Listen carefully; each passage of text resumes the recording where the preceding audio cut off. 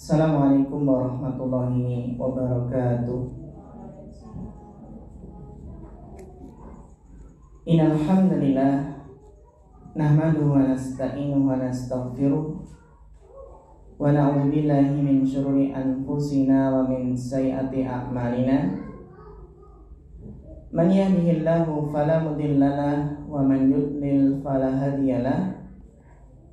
Asyhadu an la ilaha illallah wahdahu la syarikalah wa asyhadu anna Muhammadan abduhu wa rasuluh. Allahumma shalli wa sallim wa barik wa an'im ala abdika wa rasulika Muhammad wa ala alihi wa sahbihi wa man tabi'ahum bi ihsanin ila yaumiddin, amma ba'd. Para ustadzah yang semoga senantiasa dirahmati Allah Subhanahu wa ta'ala, alhamdulillah, tidak lupa marilah kita meningkatkan rasa syukur kita kehadiran Allah Subhanahu wa ta'ala, yang mana pada kesempatan kali ini kita masih diberikan taufik dan kemudahan sehingga bisa melanjutkan kajian parenting kita, diskusi bersama tentang masalah-masalah tentang metode-metode dalam tarbiyah. Kita mohon kepada Allah Subhanahu wa ta'ala semoga mendapatkan ilmu yang bermanfaat, ilmu yang barokah, sehingga bisa kita tatbikkan, bisa kita amalkan di dalam mendidik anak-anak didik kita. Para ustadzah yang dirahmati Allah, pada pertemuan terakhir kita telah membahas tentang al-qudwah atau baitul qudwah. Itu bagaimana menciptakan rumah teladan. Bagaimana menciptakan rumah teladan, rumah yang kondusif, rumah yang nyaman, yang kondusif, yang mendukung di dalam mentarbiyah anak-anak kita. Karena kita menyadari bahwasannya waktu terbanyak anak itu ya di rumah bersama dengan kedua orang tuanya. Sehingga di antara faktor terbesar di dalam kesuksesan dalam mendidik anak adalah bagaimana orang tua itu berhasil atau tidaknya di dalam mendidik anak di rumah. Maka rumah teladan bukanlah dilihat dari segi fisiknya saja, namun di sana ada faktor-faktor lain yang mana kita berharap bagaimana kiat mempunyai rumah teladan, rumah yang di dalamnya ada ketentraman, ketenangan, dan kondusif untuk tarbiyah. Yang kemarin telah kita jelaskan, di antaranya rumah yang islami, rumah yang teladan, ya meskipun bangunannya sederhana, namun dihidupkan dengan ibadah dan amal soleh. Bangunannya sederhana, baik mungkin materinya maupun namun di sana ada tarbiyah ruhaniyahnya, ada tarbiyah rohaninya. Berbeda dengan rumah yang kelihatannya megah namun ibarat kuburan, karena tidak ada tarbiyah di sana dan tidak ada ibadah. Demikian pula rumah yang teladan adalah rumah yang suci, yang bersih, yang dihuni oleh orang-orang yang mencintai kesucian dan kebersihan. Ini penting sekali, ya, ciri rumah teladan. Demikian pula rumah teladan itu berlandaskan pada kaidah-kaidah kebijaksanaan yang berupa ketentraman yang penuh dengan cinta kasih sayang, terlepas dari kegaduhan dan keresahan, dan tidak ada suara-suara yang keras, teriakan-teriakan kemarahan. Maka rumah teladan itu dibangun di atas pondasi berdasarkan cinta dan kasih sayang. Demikian pula rumah teladan itu adalah rumah yang para penghuninya itu saling bahu-membahu, saling berbagi tugas-tugas rumah di antara anggota keluarga, yang mana tentunya tugas ini sesuai dengan apa? Kemampuan, kecenderungan masing-masing anggota keluarga. Di rumah teladan itu yang anggota keluarganya itu kompak, suami istri kompak dalam membagi tugas dalam pekerjaan rumah.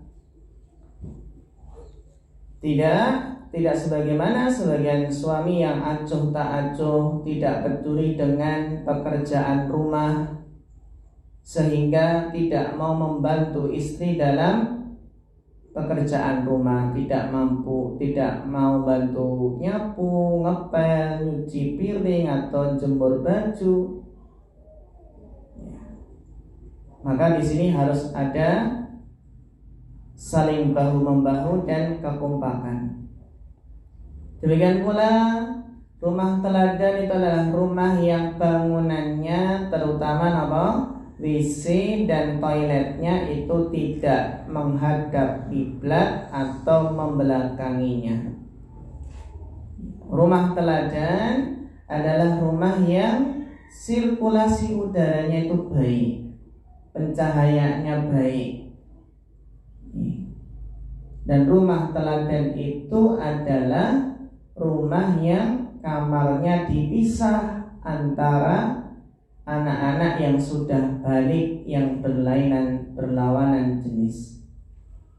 Dan terakhir kemarin kita jelaskan bahwasanya rumah teladan, rumah impian dalam Islam itu yang tidak ada gambar-gambar, tidak ada foto-foto maupun lukisan makhluk hidup, tidak ada patung di dalamnya. Karena rahmat gak bisa masuk, maka malaikat rahmat tidak bisa masuk, yang gak mau masuk, sehingga jauh dari rahmat. Maka para saudara yang terhormati Allah, ya, ini adalah harapan kita. Semoga kita mendapatkan impian rumah teladan. Kemudian berikutnya, pembahasan yang berikutnya adalah as-sawabu wal iqab. Pembahasan yang berikutnya adalah metode di dalam memberikan ganjaran dan hukuman. Ini penting sekali karena kita terus sering menggunakan metode ini, sehingga harus diingat dan dipahami lebih jauh, lebih mendalam bagaimana praktek para ulama, bagaimana tarbiyah Islamiyah di dalam mempraktikkan as-sawab wal iqab, berikan ganjaran dan bagaimana metode di dalam menghukum. Ini penting sekali karena sebagian kita terkadang sudah memberikan hukuman tapi tidak bisa membuat efek jera, tidak membuat anak menjadi lebih baik. Justru anak kok malah semakin membantah, semakin susah diatur. Lalu bagaimana Ustadz solusinya? Ini kita terkadang kita mendengar curhatan seorang ibu ya yang memiliki 2 orang anak. Anak pertama mungkin usianya 6 tahun, anak yang kedua 9 tahun. Si ibu tersebut curhat, yang mana bosan Ustadz, sudah terlalu sering menghukum anak-anak ya. Namun kok kelihatannya hukuman iqab tersebut tidak ada manfaatnya. Kira-kira apa yang harus dilakukan? Apakah Anda salah di dalam metode dalam menghukum? Ya. Jadi pertanyaannya, apakah ibu tersebut sudah mencoba metode di dalam memilih hukuman? Karena hukuman itu kan macam-macam, banyak sekali alternatifnya.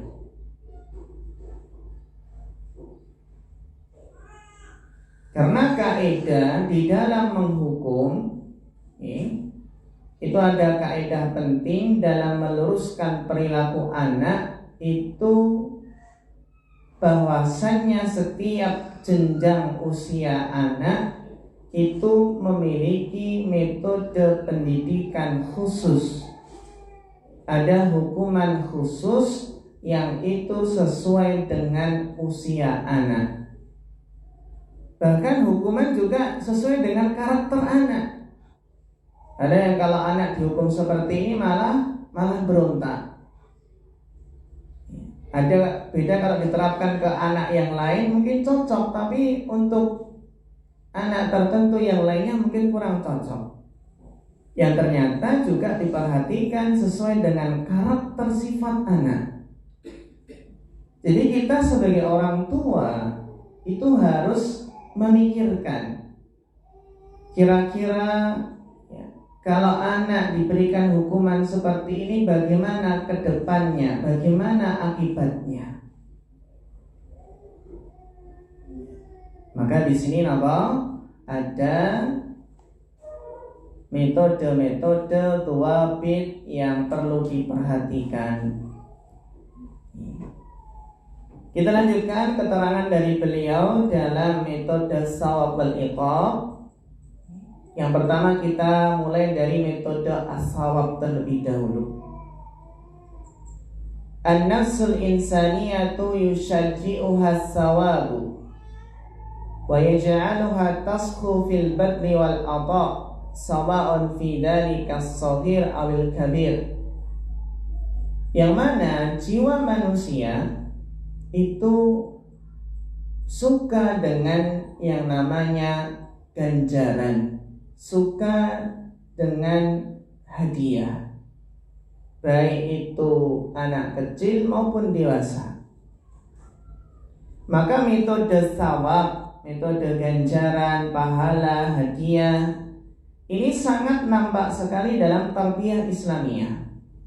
Bahkan untuk bisa dikatakan ya semua umur. Maka pahala ganjaran untuk perkara yang terpuji, baik itu perkataan, perbuatan, maka itu diantara metode yang harus diperhatikan oleh pendidik, harus dimanfaatkan. Lakin ma'a wusuli sabi ila hadhil marhalah yakunu minal muhim rabtu dhalika bi ridallah. Nah, dalam hal ini para ustadzah yang terhormati Allah, ada poin penting yang harus kita perhatikan. Kalau anak mungkin di bawah 5 tahun, ya mungkin kita iming-imingi dengan hadiah yang lainnya nih. Tapi kalau anak sudah mulai berpikir, ya sudah 6 tahun, 7 tahun, 8 tahun, maka di dalam memberikan hadiah itu juga perlu ditanamkan keridhaan, bagaimana anak tersebut berusaha meraih ridho Allah. Jadi dikaitkan mengapa melakukan hal ini, karena ridho Allah. Apalagi kalau sudah tamyiz, sudah balik, itu ya ketika memberikan motivasi, ya, maka tidak boleh hanya semata-mata hadiah berupa materi saja. Namun ya, ditanamkan bahasanya melakukan hal ini untuk mencari ridha Allah. Nah, ya biar Allah cinta, biar dipuji Allah. Jadi tidak hanya sekedar ya memberikan motivasi berupa duniawi saja. Maka disinilah membangun bagaimana hubungan antara anak dengan Allah, agar tentunya sebagai orang tua kita tidak ingin merusak niat anak. Itu apabila anak sudah, terutama kalau sudah balik. Dan sejak dini kalau sudah bisa berpikir, bisa apa? Bisa diingatkan, mulai ditanamkan.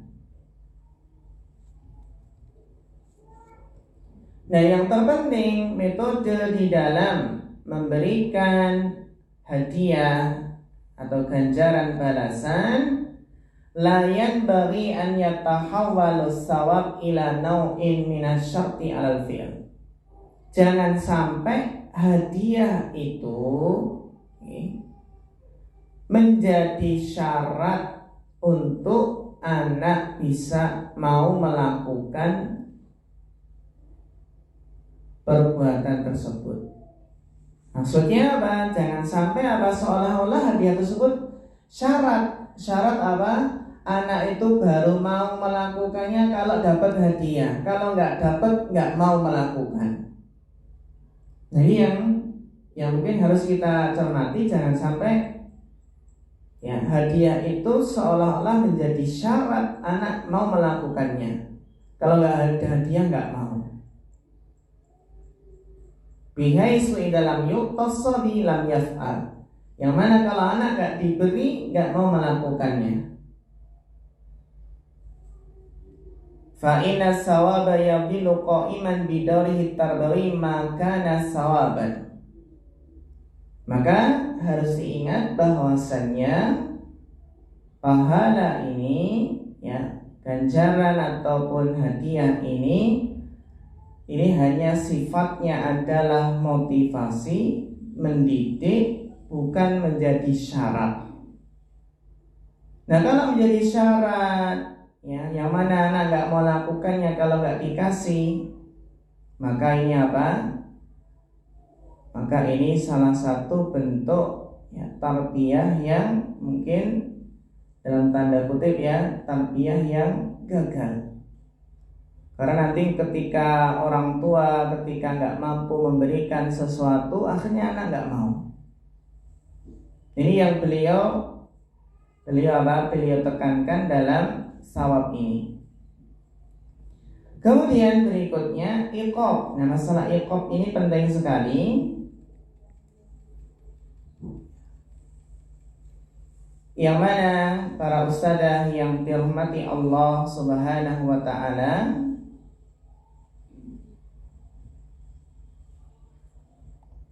kata beliau rahimahullahu taala,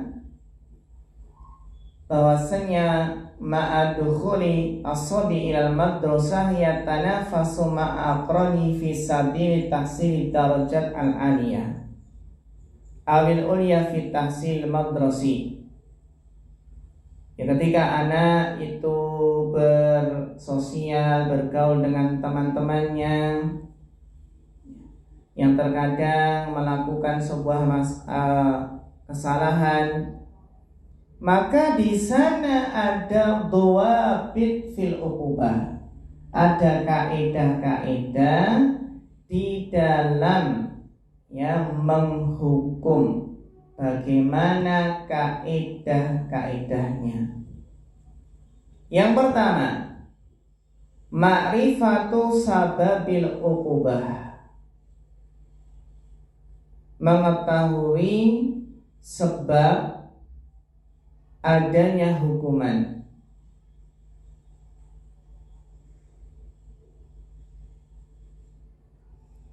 Maka di sini para ustadzah yang dirahmati Allah Subhanahu wa taala,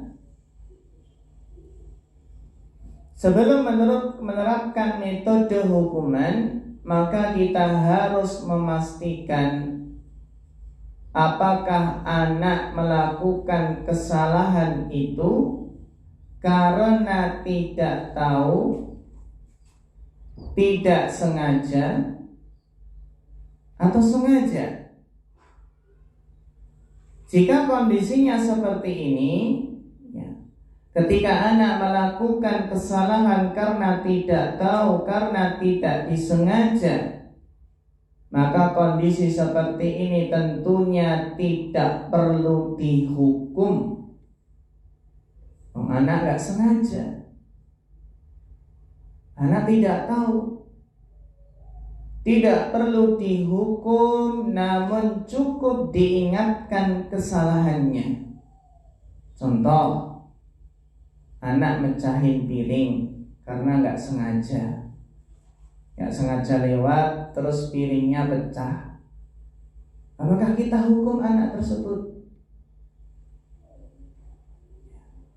Ketika anak gak sengaja, ibu naruh HP, ternyata di dekat di dekat pintu.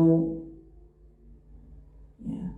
Akhirnya ketika lewat keinjak, ya, pecah. Apakah kita hukum anak tersebut? Orang dewasa saja ketika melakukan kesalahan tidak disengaja karena tidak tahu, itu tidak berdosa.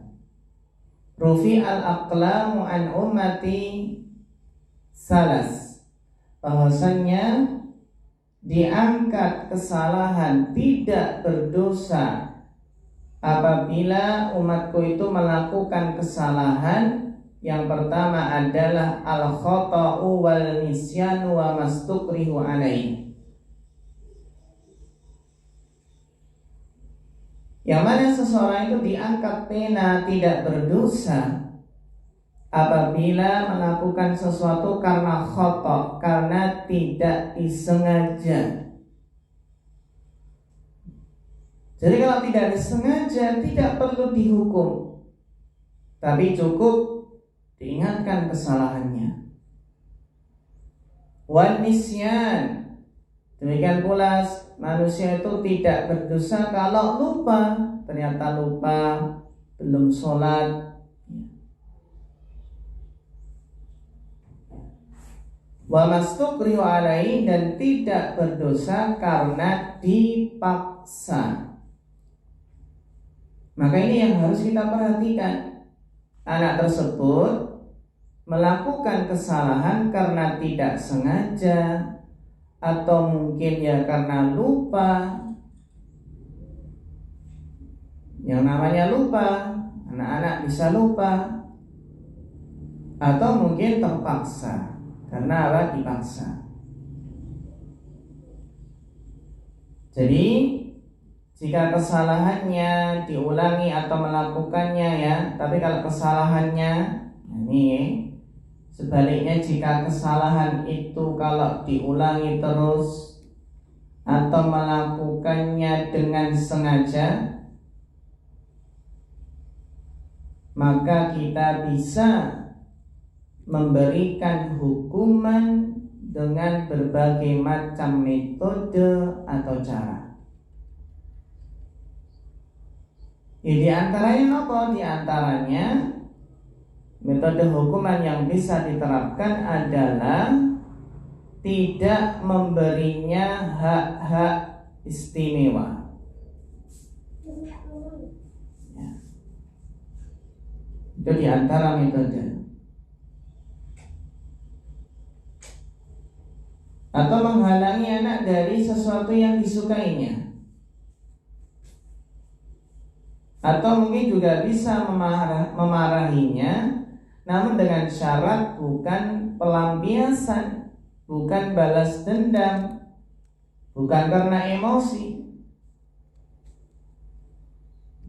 Bahkan kita pun juga bisa bisa menawarkan hukuman kepada anak. Anak disuruh memilih. Kita minta anak untuk duduk, untuk merenung dan memikirkan beberapa jenis hukuman yang diusulkan. Nah, kamu melakukan kesalahan. Nah, hukumannya milih apa? Kamu pilih dihukum tidak diberi uang jajan, atau tidak boleh bermain ke rumah teman selama seminggu, selama sepekan, atau tidak boleh menggunakan handphone selama beberapa hari. Maka apa? Nah, kemudian baru apa? Kita terapkan salah satunya kepada anak. Yang mana? Ya, terkadang anak itu ya mengajukan beberapa hukuman. Kamu pengen dihukum apa? Nah, kalau ketika hukuman yang anak itu menawarkan, hukumannya ini, hukumannya itu, dan ternyata tidak sesuai dengan keinginan orang tua, maka apa? Maka kita bisa apa? Bisa minta coba hukuman yang lain. Mungkin anak memilih atau menawarkan hukuman yang ringan. Hukumannya tidur aja Umi, ya. Atau hukumannya diam selama 1 jam. Hukumannya merapikan kamar aja ya. Maka apa? Enggak, yang lain.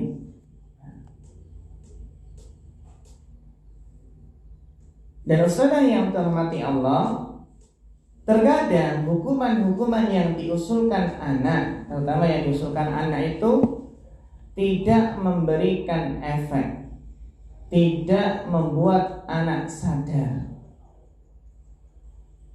Memang seperti itu kadang. Namun yang harus kita pahami bahwasannya di dalam memberikan hukuman kita harus membedakan antara takdib dengan ta'dzib. Jadi antara ketika memberikan hukuman, kita harus membedakan antara hukuman yang mendidik, bukan hukuman dalam rangka menyiksa. Jadi ketika hukuman itu kita harus benar-benar memperhatikan fungsinya, faedahnya, bahwasanya hukuman ini dalam rangka mendidik, bukan dalam rangka menyiksa anak, bukan dalam rangka meluapkan emosi orang tua, melampiaskannya. Dan tujuan dari takdir, tujuan dari mendidik ini adalah meluruskan. Takdir itu meluruskan perilaku yang salah pada anak. Nah, ini butuh kesabaran. Anak diingatkan, dibilangi berkali-kali kok enggak sadar juga, kok diulang-ulangi. Maka kita sebagai orang tua, sebagai seorang murabbi harus sabar. Karena memperbaiki kesalahan anak tidak semudah membalikkan telapak tangan.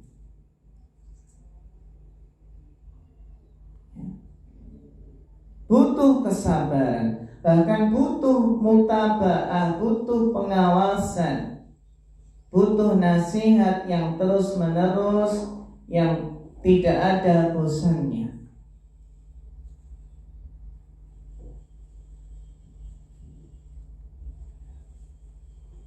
Sedangkan para ustadzah yang terhormati Allah, sedangkan kalau berteriak di depan anak atau memukul dengan keras, ini namanya takdzib, menyiksa, bukan takdib, bukan mendidik.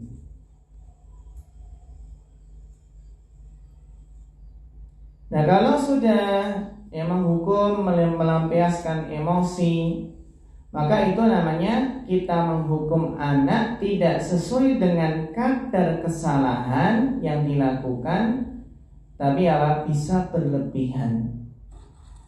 Ini berlebihan itu kalau ketika sedang marah, ketika sedang emosi. Yang mana terkadang Ustazah nih, orang tua itu kalau ketika banyak masalah, mungkin ada tekanan hidup, lalu terkadang dilampiaskan ke anak jadi korban, kemudian akhirnya menyesal setelah menghukum dengan hukuman yang berlebihan karena ada unsur ketergesaan.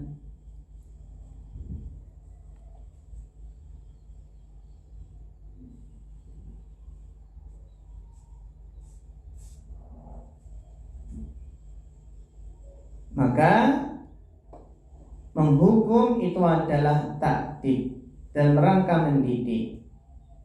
Yang di situ ada kesan, ada unsur dialog batin antara orang tua dengan anak yang melakukan kesalahan.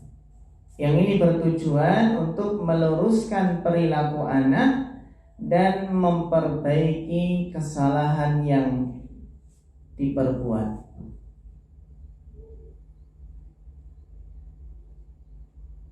Nah ini jadi bisa bisa menggunakan metode ketika anak memilih hukuman sendiri dan melaksanakannya. Silakan coba disuruh memilih, coba sebutkan 3 hukuman, nanti Umi yang milih. Nah kalau hukuman itu berdasarkan pilihan anak sendiri, maka sesungguhnya kita telah menjadikan anak itu berperang dengan kesalahannya, dan bukan ketegangan dengan orang tua.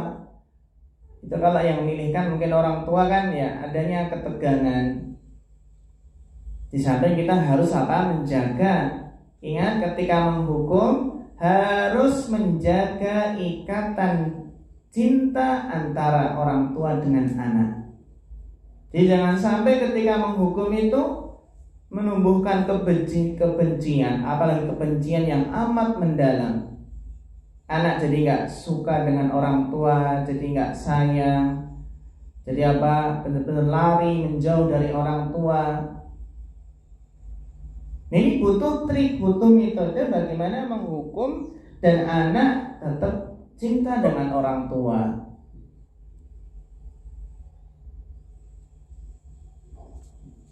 Dan kalau mungkin tadi trik yang kita bisa kita praktekkan, anak disuruh membuat menawarkan 3 hukuman, kita yang memilih, itu juga dalam rangka menghormati pribadi anak. Kalau kita merenungkan metode takdirnya Rasulullah terhadap orang yang melakukan kesalahan, maka takdir itu adalah dengan cara menghormati, menghargai, dan tidak merendahkannya. Sebagaimana kisah wanita Ghamidiyah. Wanita Ghamidiyah yang berzina dan minta dirajam. Salah seorang sahabat mencelanya, namun Rasulullah SAW bersabda dengan mengatakan, sungguh dia telah bertaubat. Andai taubatnya dibagikan untuk penduduk Madinah, niscaya sudah mencukupi. Maka sikap menghargai pelaku kesalahan harus tetap ada selama dalam proses takdir tersebut.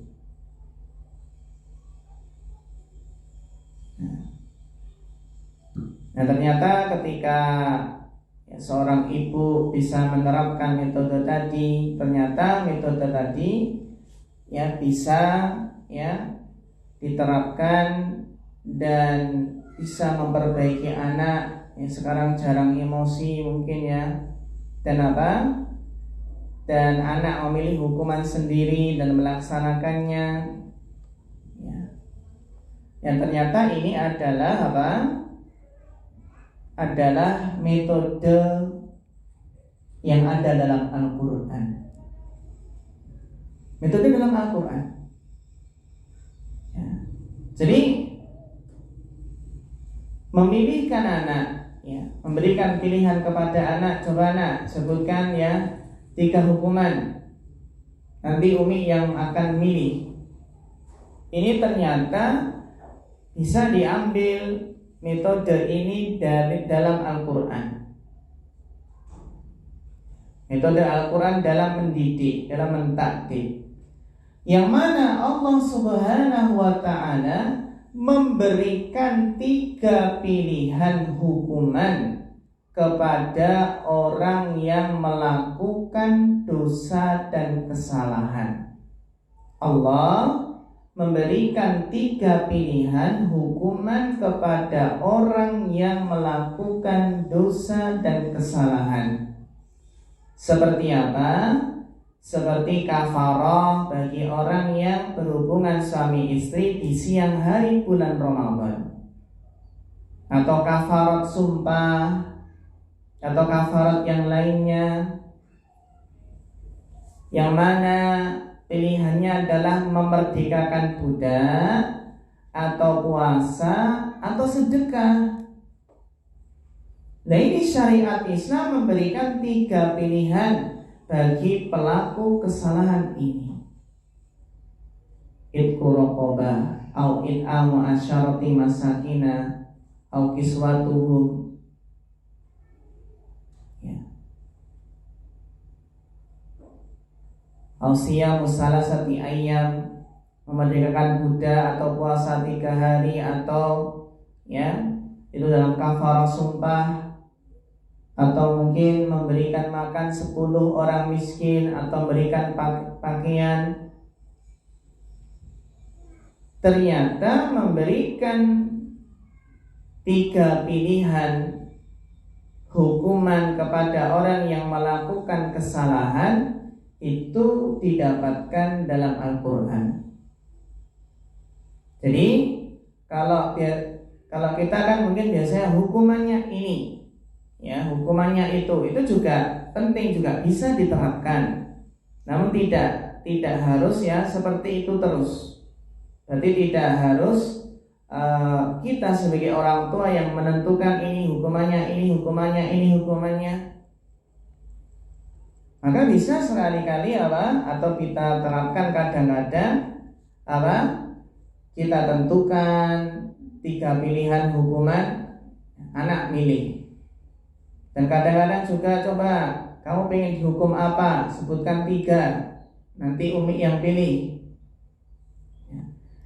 Ya seperti faedahnya tadi ini untuk menjaga, terutama kalau anak yang menawarkan 3 pilihan, ya, yang menawarkan pilihan hukuman itu mengurangi ketegangan, dan juga anak itu nanti akan istilahnya ya dengan senang hati, atau dalam artian tidak terlalu terbebani dengan hukuman tersebut karena dia sendiri yang memilih. Jadi ini metode pendidikan dalam Al-Quran.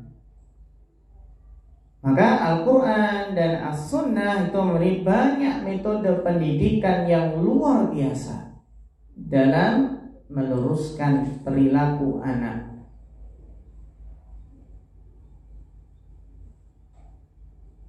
Dan Allah Subhanahu wa ta'ala yang menciptakan jiwa-jiwa. Allah Maha tahu, lebih tahu mana yang pantas, metode apa yang cocok untuk jiwa-jiwa tersebut. Maka metode mendidik itu sangatlah banyak, di antaranya metode memilih hukuman. Ini nanti mungkin bisa kita praktekkan. Yang penting antara pilihan ini juga harus diperhatikan. Jangan sampai pilihannya ini berat sekali, ini kok ringan sekali. Ya terkadang anak pun mikir-mikir dulu. Mikir-mikir dulu ini yang mana ya, yang dipilih kok berat semua. Ya kalau yang satu berat satu ringan ya tentunya anak milih yang ringan.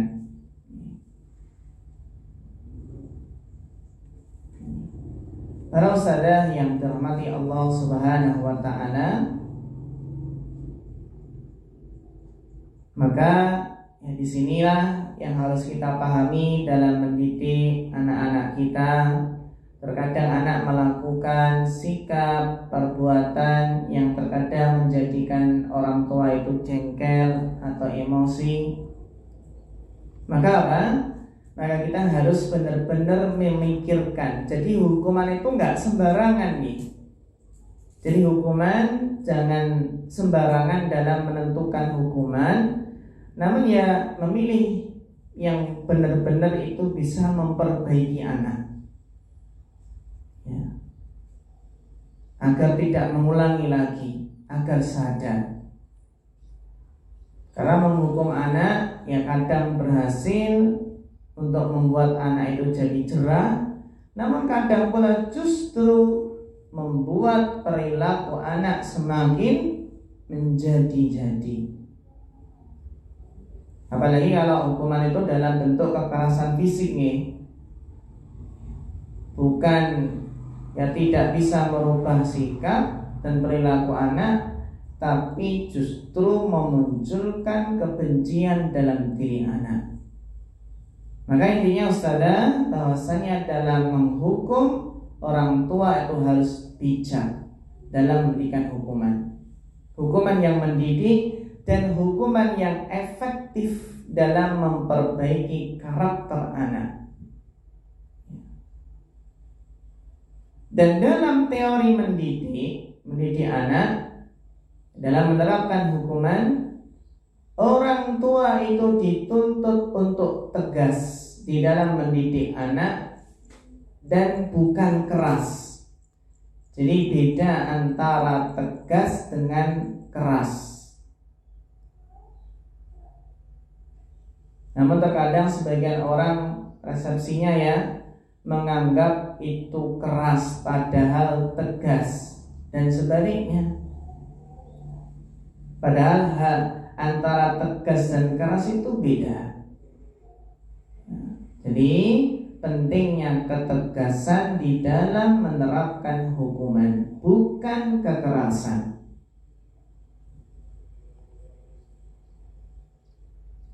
Para ustadzah yang terhormati Allah Subhanahu wa taala, itu yang pertama nih adalah apa? Metode hukuman dengan pilihan.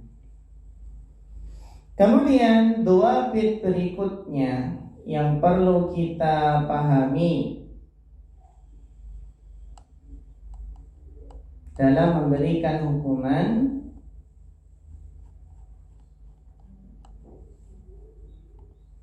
adalah sebelum memberikan hukuman, biarkanlah anak itu mengetahui kesalahannya.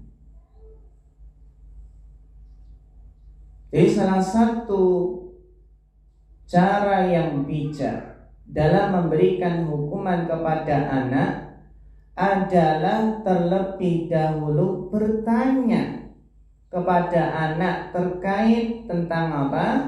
Alasan kenapa dihukum. Nah, kamu tahu enggak kenapa Umi menghukum kamu? Tujuannya adalah apa? Agar bisa mengetahui kesalahan yang diperbuat.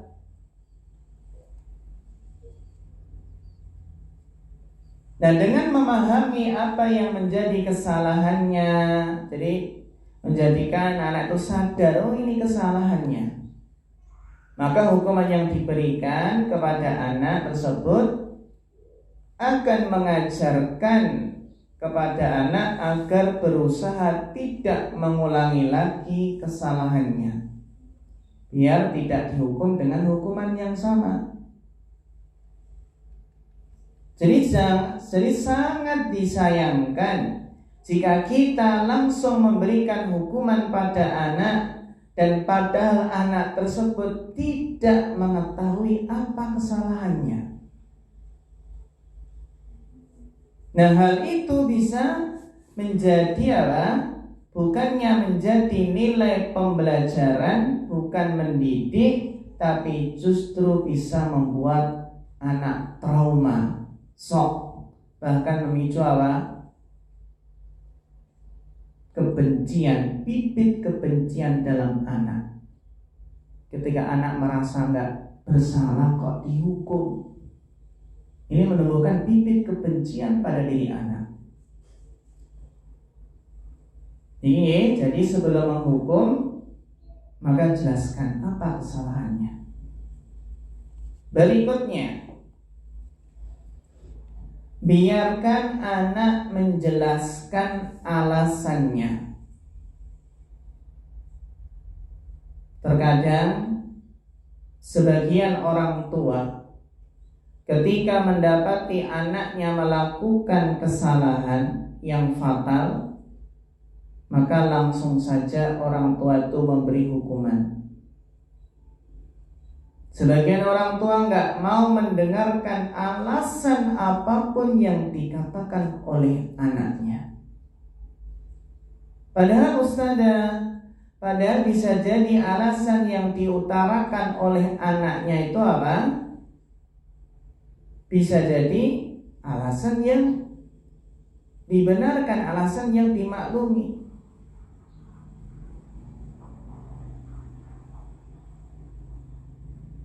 Jadi itu adalah alasan sebab kenapa anak melakukan kesalahan.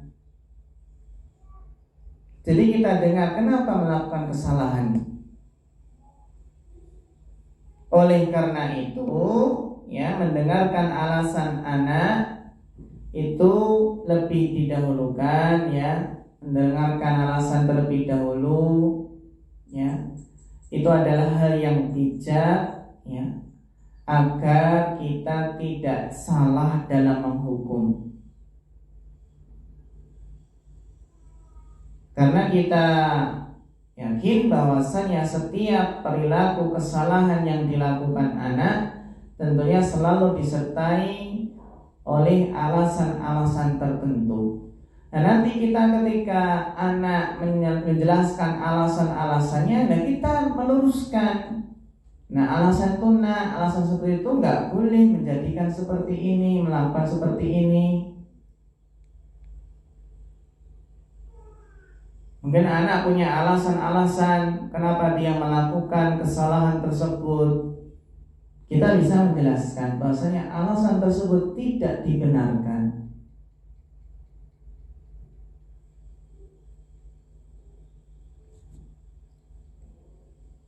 Terus yang berikutnya, ya, di dalam mendidik sekali lagi yang berikutnya adalah apa? Bahwasannya hukuman itu bersifat mentarbiyah, bersifat mendidik, bersifat membuat anak menjadi lebih baik. Contohnya anak nakal, bandel, susah diatur, maka bisa apa? Bisa dengan hukuman, ya bisa kita pilihkan, bisa kita renungkan.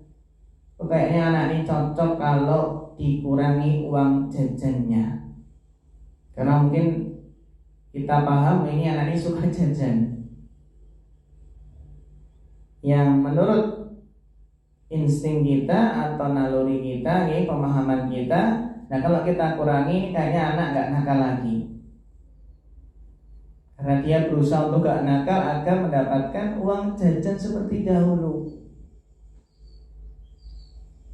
Bisa juga mendidik, hukuman yang mendidik itu bisa dengan berikan tugas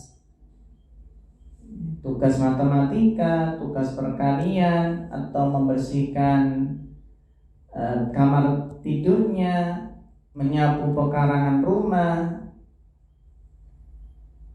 Itu hukuman-hukuman yang bisa membuat anak itu menemukan nilai-nilai positif dari hukuman yang dijalani.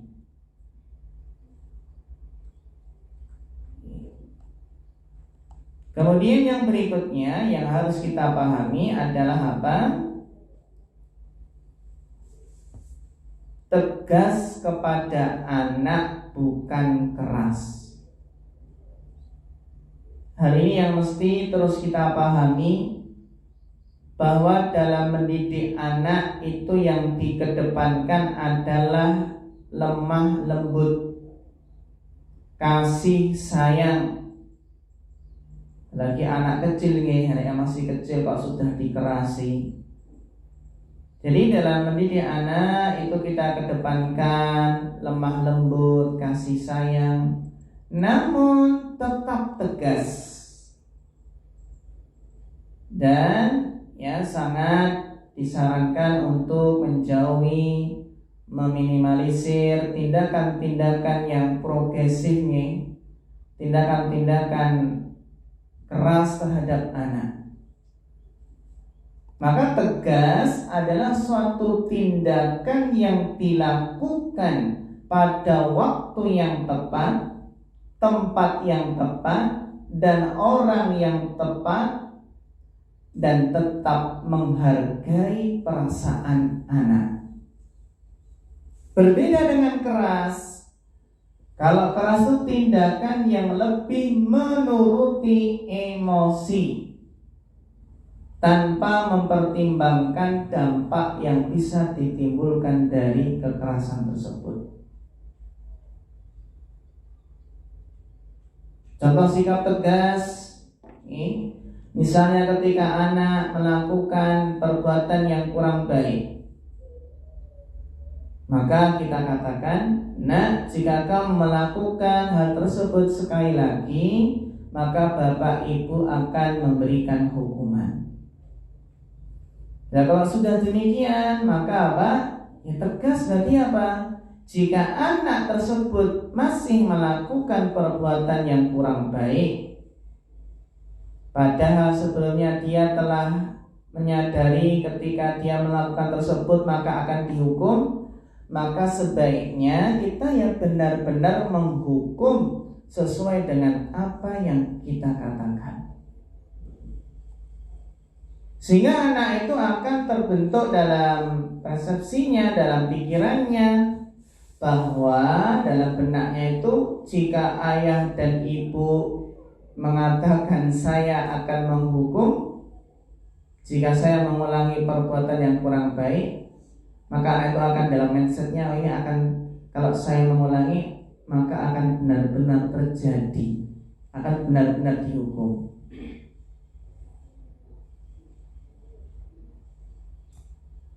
Maka melalui proses pembelajaran tersebut, anak akan berpikir-pikir untuk melakukan perbuatan yang kurang baik lagi, karena dia yakin pasti akan dihukum. Jangan justru sebaliknya, ketika kita mengatakan nanti umi hukum loh, terus akhirnya ketika anak melakukan perbuatan yang kurang baik lagi, namun faktanya setelah anak melakukan perbuatan yang kurang baik, maka apa? Akhirnya nggak jadi memberikan hukuman. Karena dengan alasan apa? Alasan mungkin kasihan, alasan nanti saja.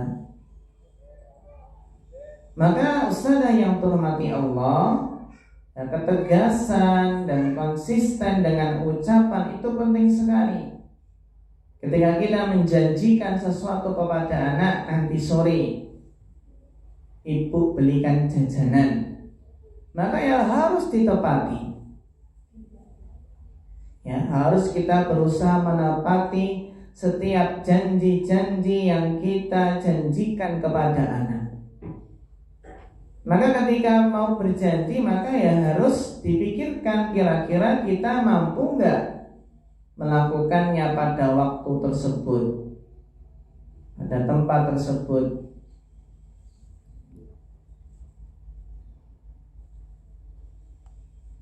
Karena kalau tidak tegas, tidak konsisten, maka menjadikan anak tidak percaya dengan ancaman hukuman yang disampaikan.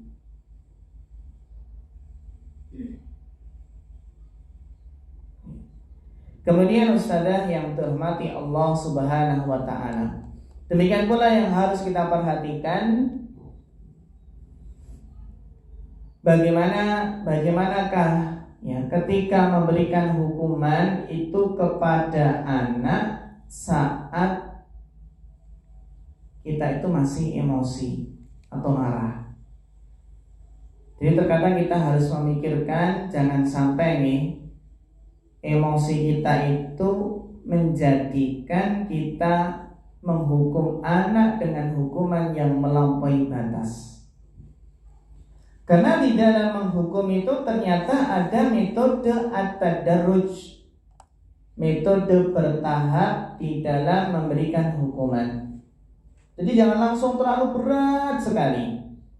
Dengan tahapan ini yang agak ringan, ternyata belum memberikan efek jerah. Naik lagi ke tahap yang kedua, naik lagi ke tahap yang ketiga, kok enggak jerah. Yang keempat, yang kelima. Jangan langsung hukuman tahap kelima, yang mana bisa jadi dengan tahap satu saja sudah menjadi baik, menjadi ya sadar, memberikan efek jerah. Jadi harus bertahap dan disesuaikan dengan jenis kesalahan, dengan usia anak.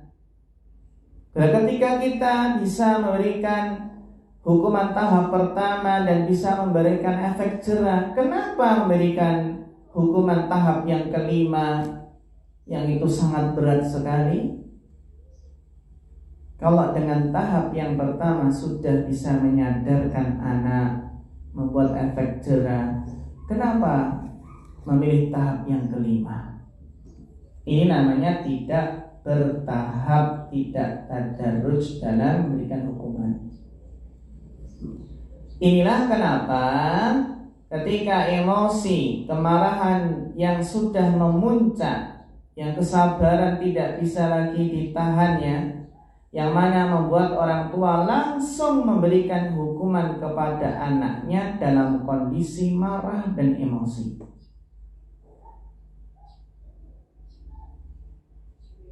Dan ternyata hukuman yang diberikan kepada anak saat kita dalam kondisi marah dan emosi itu terkadang hukuman yang terlalu berat, yang tidak sesuai dengan kadar kesalahan. Bahkan bisa jadi berdampak buruk pada psikologi anak. Bahkan juga bisa berdampak buruk pada diri kita sendiri. Jadi usahakan kita terlebih dahulu mengendalikan amarah, mengendalikan emosi sebelum menghukum anak. Nah, ketika suasana hati sudah tenang, sudah baik, maka kita bisa berikan hukuman kepada anak. Nah, kalau sudah reda maka yakinlah hukuman yang kita berikan tersebut akan lebih berbentuk cinta dan kasih sayang. Kasih sayang orang tua yang ingin melihat anaknya menjadi lebih baik.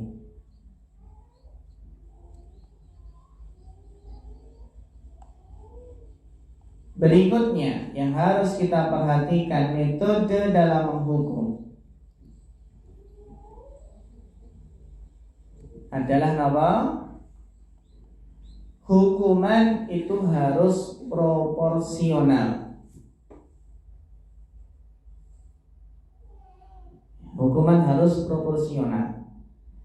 Jadi salah satu hal yang menjadi bahan pertimbangan kita di dalam memberikan hukuman kepada anak adalah coba kita tanyakan pada diri kita.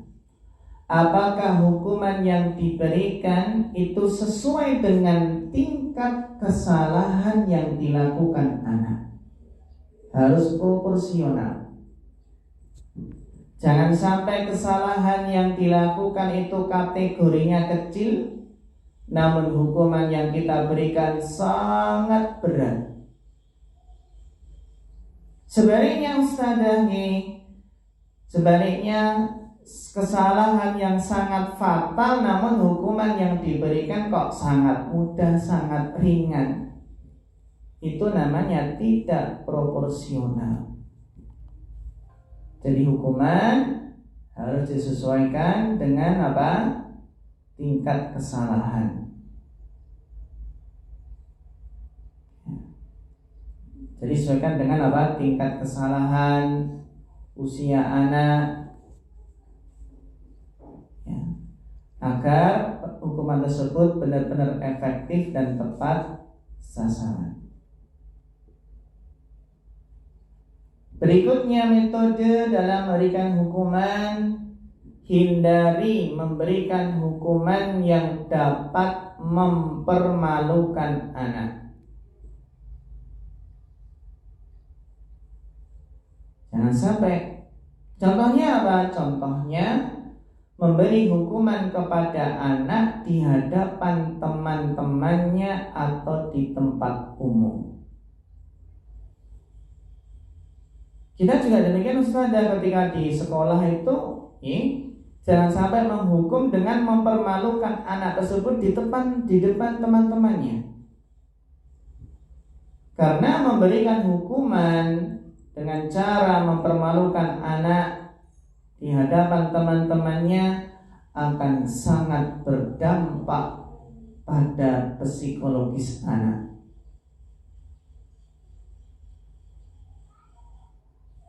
Misalnya muncul perasaan malu karena dihukum di depan teman-temannya, menjadi shock, ya. Maka jika memberikan hukuman, sebaiknya memilih tempat yang tepat, waktu yang tepat.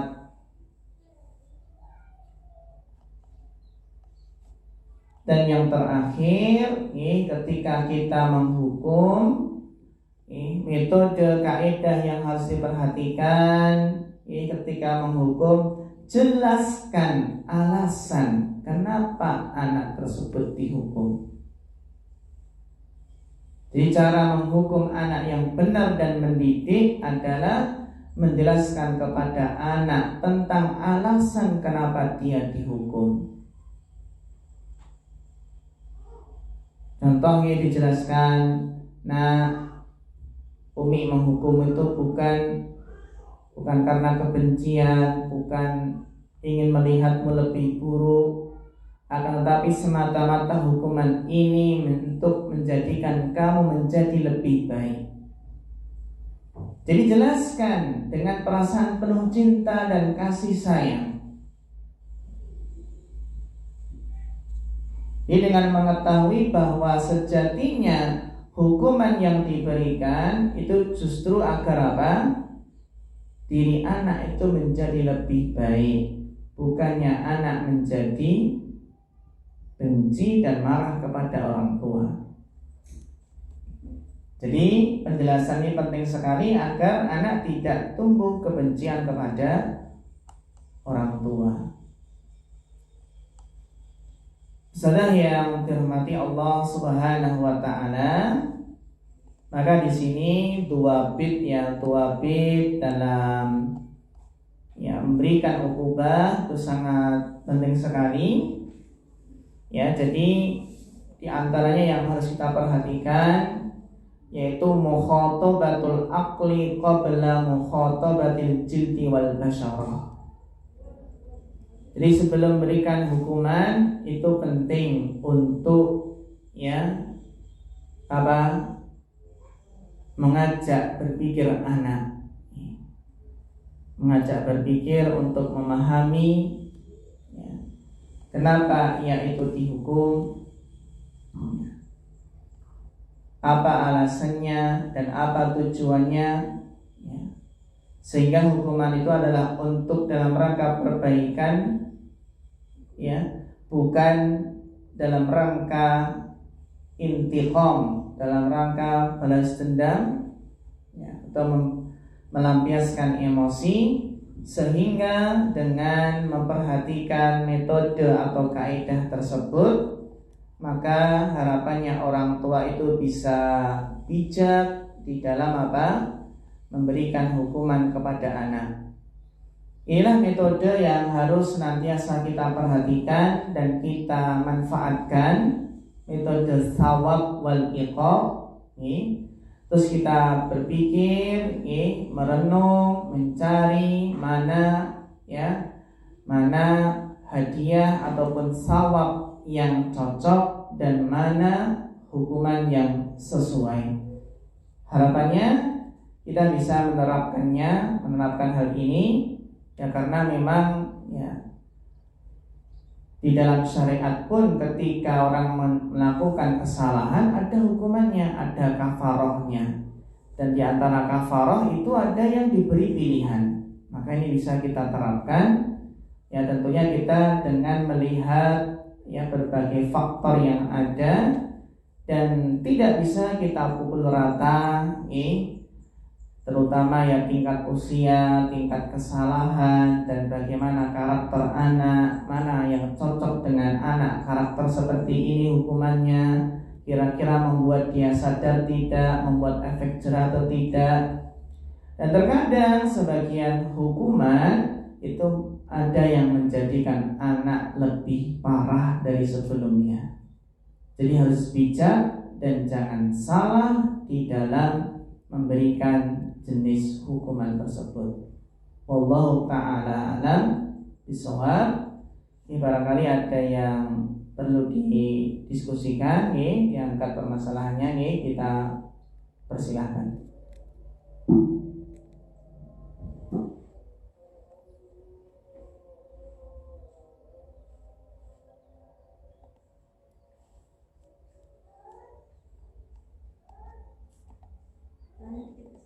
Iya, monggo. Misalkan kondisi rumah yang tidak kondusif tadi, apa nih ke anak-anak itu? Dampaknya Iya, pertanyaan yang bagus sekali, permasalahan yang terkadang kita hadapi dalam mentarbiyah anak itu ketika kondisi keadaan rumah yang tidak kondusif, yang tidak mendukung dalam tarbiyah anak, maka di antara dampak terbesarnya adalah kita kurang maksimal di dalam memanfaatkan tarbiyah dalam rumah. Jadi kalau tidak kondusif, tidak mendukung, dan tidak kita setting dengan baik bagaimana nanti tarbiyah di rumah, tentunya hasilnya tidak maksimal. Tidak maksimal dan anak istilahnya kurang terarah. Di rumah itu kurang terarah dan kurang teratur, kurang terarah, kurang teratur, kurang maksimal. Jadi kurang dimaksimalkan. Itu diantara dampaknya. Terutama Ustazah yang dirahmati Allah Subhanahu wa Ta'ala, ini baru di rumah, belum nanti kondisi lingkungan tetangga yang terlebih lagi gak mendukung. Padahal kondusif, tarbiyah rumah yang kondusif untuk mentarbiyah anak ini sebagai benteng untuk menghadapi arus di luar, arus yang deras, angin yang kencang, banyak pengaruh-pengaruh buruk yang di luar. Nah, kalau tidak kita tanamkan, tidak kondusif dalam memberikan tarbiyah di rumah, maka ibaratnya kita belum memberikan benteng, memberikan tameng, belum bisa membekali anak dengan bekal yang cukup untuk istilahnya mengarungi kehidupan di luar sana. Jadi bahkan ini pokok, menjadikan pokok asal dari tarbiyah. Apalagi ditinjau dari segi waktu anak itu banyak di rumah. Jadi di antara faktornya nih, ya kita kurang maksimal di dalam mentarbiyah dan tidak bisa memberikan benteng pada diri anak untuk menghadapi pergaulan di luar sana, dan anak menjadi tidak terarah, tidak teratur, dan mungkin susah dikendalikan. Ya. Yang ini terkadang malah menyusahkan kita. Ya. Maka pun kita harus bijak, terutama juga dalam memberikan mainan, itu juga harus bijak. Bijak agar tentunya anak itu tidak hanya mainan terus dan mau belajar. Maka harus proporsional sesuai dengan porsinya ketika memberikan mainan. Ya. Mungkin kita tahu anak ini kalau diberikan sepeda nanti terus keluyuran, terus main, terus gak pernah pulang. Sebelum dibelikan maka kita tanamkan, ini Umi belikan sepeda, tapi hanya waktu-waktu khusus untuk pergi sepedaan di luar.